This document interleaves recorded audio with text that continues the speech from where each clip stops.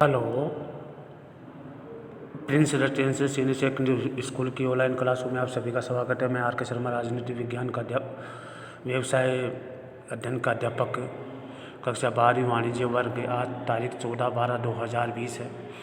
आपके जो लेसन चल रहा था कि सामाजिक उत्तरदायित्व क्या है, उसके बारे में अपन चर्चा कर रहे थे कि सामाजिक उत्तरदायित्व के किसे कहते हैं। इससे पहले मैंने आपको शनिवार को जो है सामाजिक उत्तरदायित्व के बारे में कुछ पढ़ाया था, उसके बारे में अपन दोबारा चर्चा कर रहे हैं कि क्या पढ़ाया था।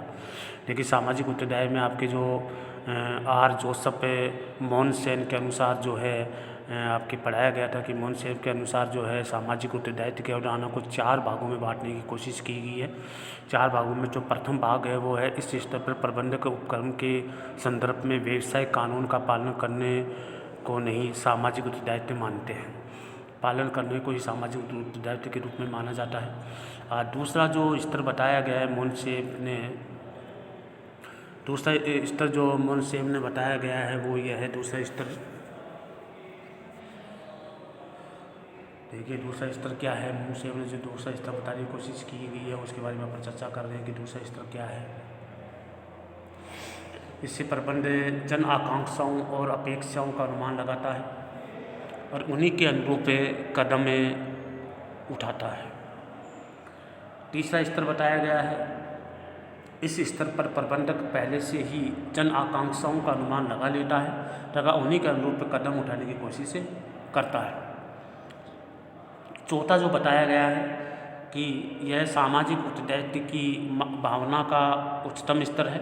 इसके प्रबंधक आदर्श समाज के निर्माण को ध्यान में रखते हुए नए जन आकांक्षाओं को जन्म देता है। ये तो था मेन शोध के अनुसार। अब आपके सामने है रॉबर्ट हे एम इंडिग्रे के अनुसार सामाजिक अवधारणा के बारे में उन्होंने क्या कहा है वो देखिए। उनके विचार देखिए। अधिकतम लाभ प्रबंध। दूसरा विचार जो उन्होंने कहा है, पहला कहा है अधिकतम लाभ प्रबंध। अधिकतम लाभ प्रबंध की अवधारणा के अनुसार एक उद्यमी समाज की इच्छा अनुसार उत्पादन तभी करता है जब ऐसा करने से उसे लाभ होता हो।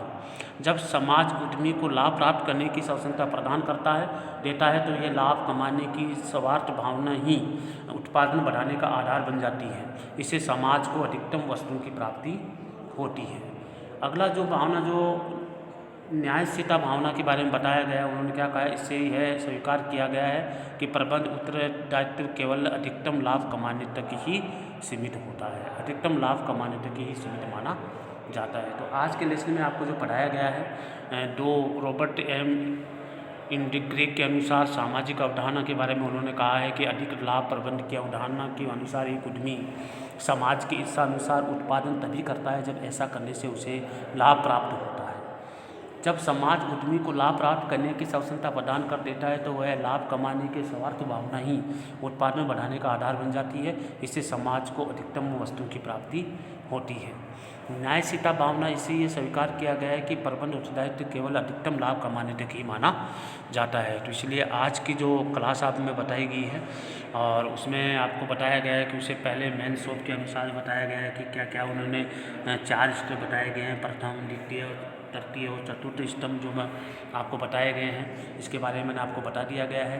पहला स्तर जो है उसमें बता दिया गया है। दूसरा स्तर मैंने आज बताया आपको, इसमें प्रबंध जन आकांक्षाओं और उसके अपेक्षाओं के अनुरूप लगता है तथा उन्हीं के अनुरूप वह कदम आगे बढ़ाता है।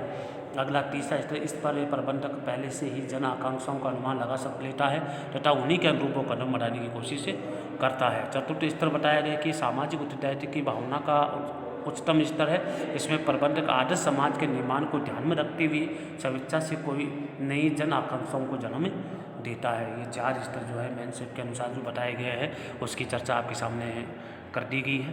फिर भी अगर किसी प्रकार की कोई समस्या हो तो आप मेरे से संपर्क कर सकते हैं।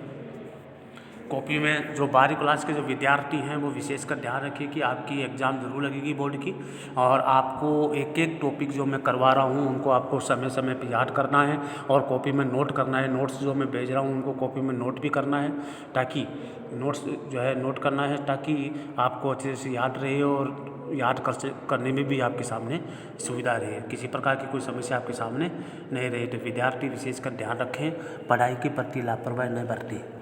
जो विद्यार्थी लापरवाही बरत रहा है उसका करियर जो है खराब हो सकता है।